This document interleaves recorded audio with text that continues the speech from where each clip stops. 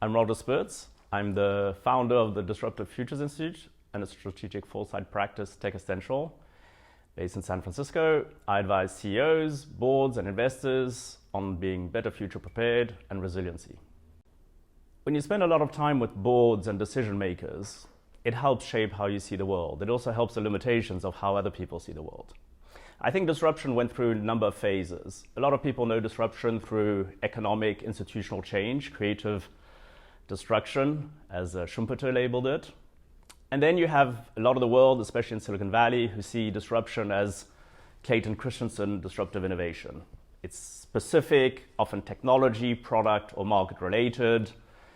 You can define it, isolate it, replicate it. There are rules to it. You can say this is disruptive innovation or this isn't. I actually think most of the world is looking at disruption in the wrong way. I think the disruption today is systemic. It's what we call disruption 3.0. In other words, you can't isolate or separate or fully understand the changes that are taking place. They collide, they intersect, they cascade into something else. They're not necessarily positive or negative, but you definitely need a new operating system for them. The biggest lesson for me around systemic disruption is that you cannot control it or isolate it or seek to predict it. So you really need to be prepared for shocks and surprises and get comfortable with that unpredictability. Disruption today is definitely systemic. You can't isolate it specifically, and we have a term for that actually. To contrast with meta trends, we call it metaruptions. In other words, it's meta with disruptions, where the changes are basically unpredictable. They culminate, they collide, they cascade into something different. And while metaruptions might seem kind of a cute, semantic word for the sake of it, it's actually very important, because the big misconception with trends or meta trends or mega trends, call them what you want, is a number of limitations. First of all, they assume that the world is linear and predictable. So you're using the past, it's a rear view mirror basically. The second thing is that you're assuming that these separate trends, even if you group them, interact predictably with one another. And third, which is very important, they ignore second and next order implications, which cascade into different things. So metaruptions forces you to really appreciate with humility what you know, what you don't know, and the unpredictability of the world. I think that a lot of the narratives and some of the thought leadership around AI is possibly asking the wrong question, which is it utopian or dystopian? Like many things, there are nuances in between. The real question about AI is, what's its impact on human agency, freedom, and choice? And that is the existential question. Tech essentialism reflects this idea that in today's world, you can't separate our existence, being human and human decision-making, from being in a technological world. Now, the challenge with AI is that it's wonderful in a world where things are predictable, where things are knowable, where things are linear, because you can use pattern recognition at scale. That's amazing for drug discovery and a million other things. Now, the danger is in a complex world which is unpredictable, which is non-linear, where there aren't necessarily answers to given questions, which is unknowable at that point in time. For those, if you project decision outcomes from algorithms to extrapolate something which is predictable in this deeply uncertain, unpredictable environments, you're making the wrong call. Machines are becoming more human-like. Humans are becoming more machine-like. But machines aren't better able to predict the future, which is unpredictable. And you see that countless times, which is why the world is constantly surprised by interest rates or next geopolitical events or anything, just simply because they're running data in machines. And guess what? There is no data on the future. Yeah, so there are a few things. I think really the starting point is disruption is a constant. It's not a problem, it's a feature, but it does require a different operating system. It does require a different way of sense-making and decision-making in a world where you have systemic disruption. The second thing is to appreciate that the true meaning of innovation is actually how do you drive change through complex systems. Now, when you think about the biggest challenges and opportunities of the world, climate, AI, biotech, you name it, it's not a sort of click left, click right point solution or enterprise software. And so that's why systems thinking is a key feature. How do you drive change in complex systems? What is systems innovation? The third aspect is, in a deeply unpredictable world, in a world which is, where AI is prominent, what does decision making look like in a deeply uncertain AI-driven world? How do humans retain the sort of agency and freedom? What is the future of decision making in an AI world? And then I think the final element would be to, and I can say that having spent 20 years in investment banking, I think the whole financial community, investor community, analysts look at sectors as isolated, discrete, which is a legacy. It's an incorrect way of seeing the world. Today, the lines between sectors and industries are basically blending. They're new fields that are emerging that didn't exist, other fields that existed that are transforming. And this is beyond just digital transformation or what have you. This is really new fields are emerging, which yesterday didn't exist. So when you're looking at the world through a filter of specific sectors or industries, I'm afraid that's obsolete. So it's an interesting exercise for us when we spend time as part of the global foresight network of the World Economic Forum. And it kind of allows us to stress test and to kind of cross-think about our perspectives on life. And the way I look at the big trends for the next 5-10 years is really to make sure you avoid looking at the next shiny object. You're looking more fundamentally. What are the fundamental drivers of change? And we call those metaruptions as opposed to meta trains because they're constantly changing. There are 5. One is really just as simple as new change. The velocity, trajectory, speed, and nature of change is different. We're seeing it every day, we can unpack that, but that new change means that if you're looking at the rearview mirror with the next kind of shiny object or gadget, you're not really looking at the fundamental drivers of change.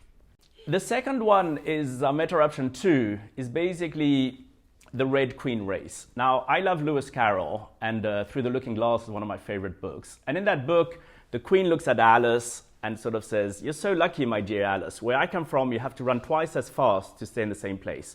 What that means is that there's a hyper premium on relevancy. And again, it works both ways, good and bad.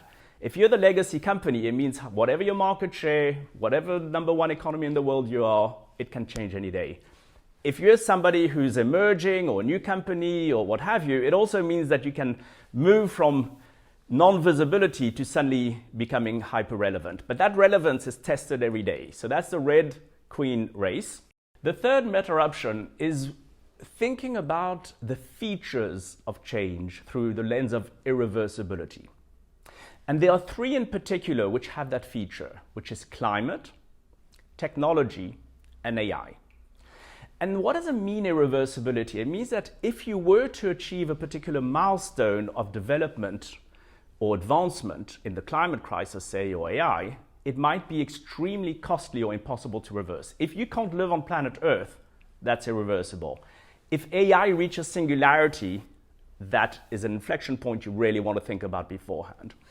And so those features are of a particular nature, and AI I separate from technology because of that kind of decision-making outcomes ability that AI has, which is not necessarily the case for the rest of technology. The fourth metaruption is related to what we call in our work at the Disruptive Futures Institute systemic paradigm shifts. And they're 3. One is complexity is coming to center field. Complexity meaning things are nonlinear, unpredictable, they have dynamics which are emergent, which require specific modes of operating, and you need to be able to have an operating system for that complexity. The second one is societal. There are societal shifts of different natures which you need to integrate, whether it's generational, whether it's gender, whether it's identity, which are very important at a societal level, at an individual level, and which have an impact on work, on life, on a million other things.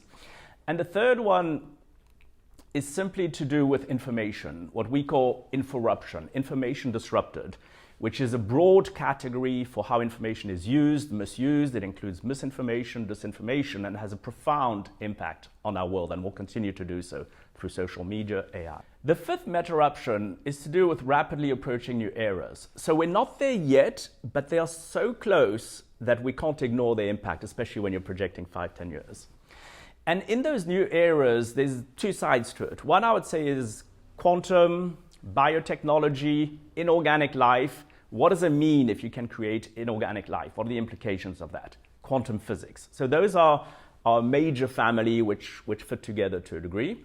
And the other one is really to do with geoeconomics, and including space. So what does it mean if you live in space? What does it mean when the paradigms are shifting so fundamentally between what is the world leading power? What are the dynamics geoeconomically, geopolitically, and other things? And those dynamics will have, again, a profound impact on the world. Again, some of these are actually quite positive.